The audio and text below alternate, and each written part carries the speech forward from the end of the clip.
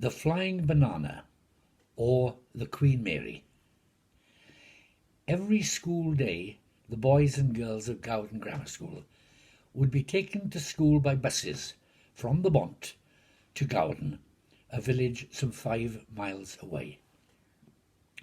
There were separate buses for the boys and the girls, and the school prefects always sat upstairs on these double-decker buses at the very back. They ruled the bus and were in charge of discipline. No other pupil would dream of sitting in their places, and pupils would rush out of their homes with bread and butter crusts and bread and jam fillings in their mouths. Pupils would knock on friends' houses en route to the bus stop. All the buses looked the same. The drivers were known by their Christian names, and they knew us. There was one bus, however, that was a much, much older model. We called it affectionately the Flying Banana, and some called it the Queen Mary. It had great difficulty in climbing the several hills en route, particularly one called the Cadley. The hill was quite nasty. As you came down a very steep section of the road, at the very bottom, the road turned to the right and into an immediate steep climb. The bus would almost come to a stop and then give the driver a chance to change gear and have time to attack the hill. You could, on some days, get off the bus and walk faster than the Flying Banana for quite a way.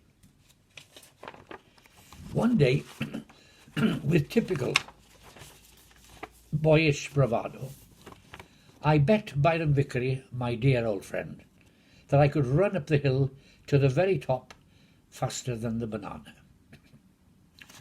I was a reasonable runner in my youth and genuinely felt that I could do it. Word got round pretty quickly, and bets were flying around for days, and the prefects took the money from the pupils as the day of the contest approached.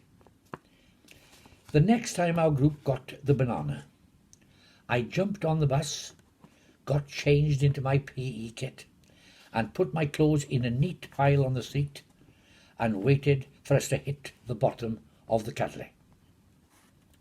The banana was struggling, so I jumped off and started running up the hill.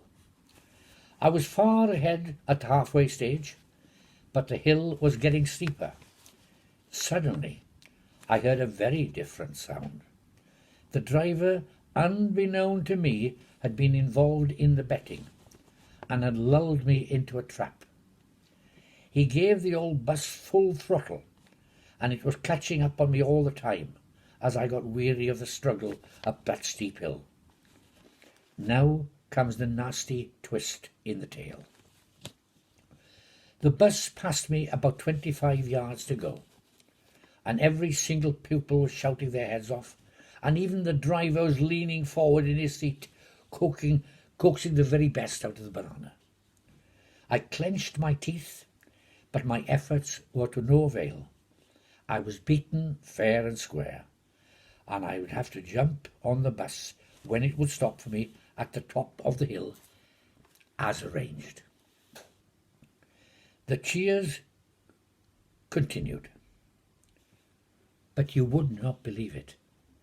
The bus did not stop. The cheers continued, and the driver even had the cheek to toot his horn with glee.